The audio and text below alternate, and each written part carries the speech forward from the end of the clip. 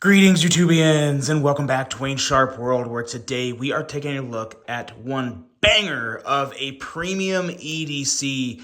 And this is not the first time you've seen this model, but I'm telling you right now, this model is now perfected.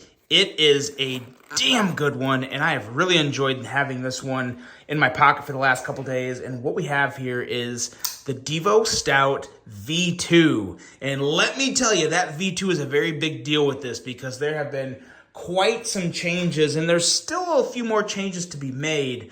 But before we get too deep into this video, I just want to thank you guys for tuning in today. If you like what you see, please do me a huge favor, hit that subscribe button, follow along, and I will continue to bring you the content. Now let's take a look at some overall specs on this knife right here. We have an overall length coming in at 7.59 inches, a blade length coming in at 3.3 inches, and a blade thickness at 130 thousandths. Blade material on this guy is going to be Vanex Super Clean, and keep in mind this is still a proto. The actual production run, I believe, is underway. Pre-orders are done. We're getting off track. I'll get back to that in a second. Let's get back to the specs here. As I said, Vanex Super Clean steel, that same sheep's foot blade that we have seen on the previous stout, a very nice, deep hollow grind, and a handle length coming in at 4.29 inches with a handle thickness at 480 thousandths. Handle material on this guy is very nice and well done titanium and carbon fiber with all the details that we will talk more about later in the review. A user of a right or left hand tip up carry, a bolster lock, a weight coming in at 3.5 ounces, designed by the two and only Kev of Lefty EDC, as well as Colin Mason Pierre, who make up Devo Knives. Price on this guy. So there was a pre-order that I'm a little late to the party on. The pre-order is already done. They were a little less on the pre-order, but the retail price on these guys are going to be $375. Now, yes, that's a lot of money, but I'm telling you, when it comes to that price point, which really is, I mean, that is kind of the market right now. There's a lot of high-end knives in that $350 to $400 range.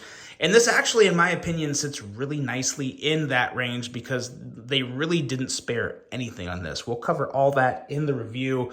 But there's also a couple other things to note about this knife that I'm just going to kind of pull out the info sheet here and let you guys take a look at. There's going to be 6 versions total. You can pause that and kind of read that. The one we have right here is number 4, the white Storm Fat Carbon inlays with satin pivot collars, DLC titanium bolsters, and a two-tone DLC belt satin blade. That's what you're seeing today. And then there's also these 3 options, and then these 2 for the lefties down here. And it's important we specify that because on this knife here, you see this is made for right or left hand tip up. That's not what the production knife is going to be. The production knife is not going to have the little insert here. It's just going to be right or left. And that's specified right down here with the changes. There's going to be no filler tab, dedicated left and right hand. As you can see, there will be a milled clip will come installed and fit into the wire clip slots. And then we also have this prototype is actually in LMAX steel, but the production is going to be in Vanex Super Clean. So very, very important to note there. And now let's do some quick size comparisons. Take a look at this guy compared to, I have a couple knives that I think is going to do a really good size comparison, something to be really nice in the middle here. We have the CJRB Warncliffe Pyrite. Very similar. These 2 knives actually have decent similarities. They're obviously very, very different knives, but the middle of the blade cutout, the feel in hand, this is a thinner feel in hand, but the overall size and deployment, there's a lot of similarities there. There's also some here with this knife right here, which is also very different, but the Sig Sauer or the Sig Hogue K320 Nitron, as you can see in length, it's right in between, but all these knives have great ergos, nice choils, blade cutouts. Really a pretty solid comparison, I think. 2 knives that I think everyone's really aware of and familiar with. And as you can see there, it's right in the middle.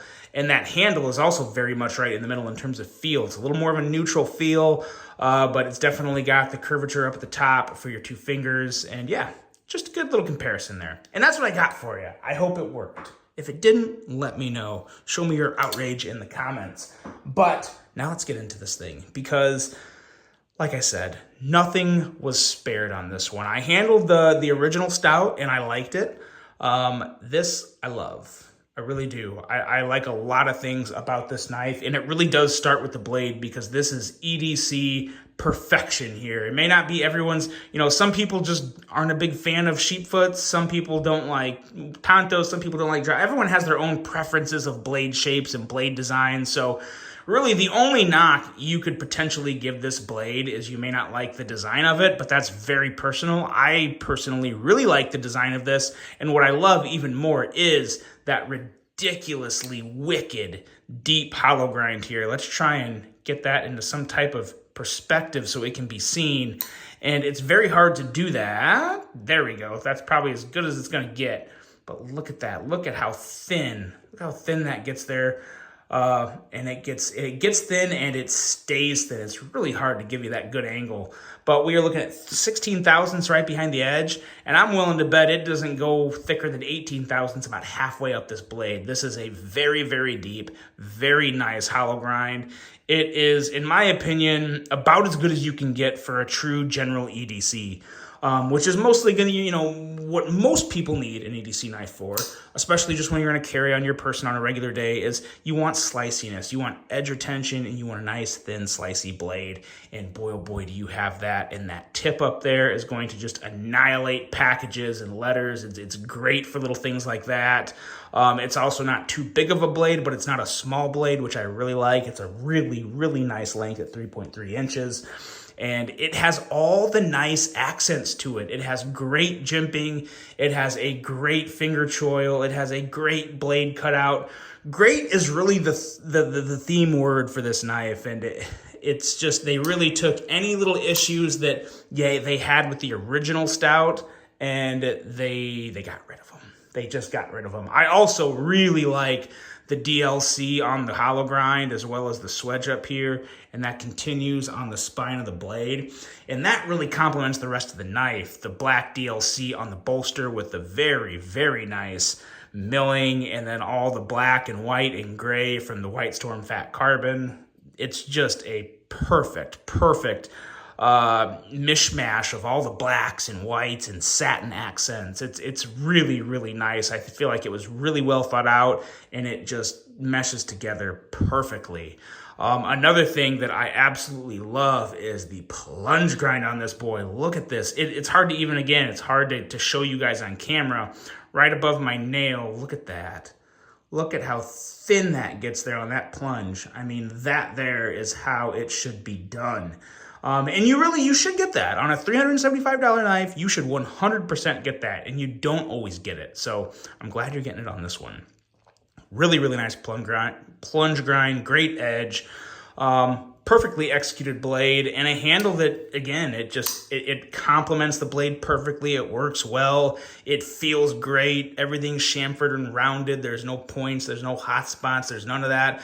As a matter of fact, on the original stout, there was an area right up here, right around where the bolster came up and met with the blade. There was something that would just really catch my finger, and it wasn't something to like totally turn me away from it.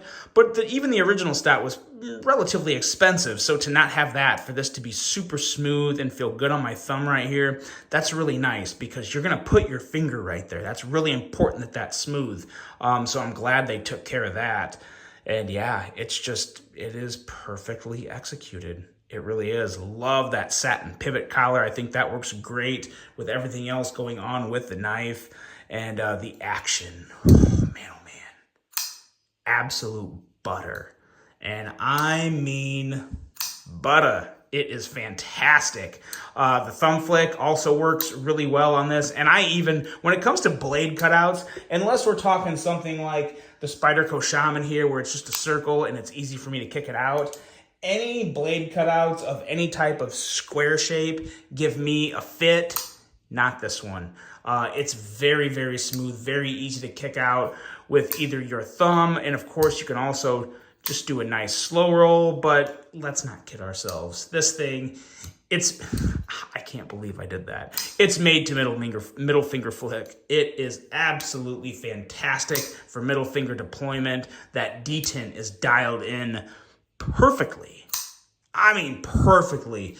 And it definitely has that element of smoothness that does say $350+. It really, really does. There's some knives that they just don't feel like a $350 knife. And again, I'm going to just say it. I don't give a crap where this thing was made. Yes, it's coming from China. I don't care. It feels like a $350+ knife. China's doing it just as good, if not better, than America for that price point. They're actually definitely doing it way better than the US at that price point. Whole other thing. But yes, this is fantastic, guys.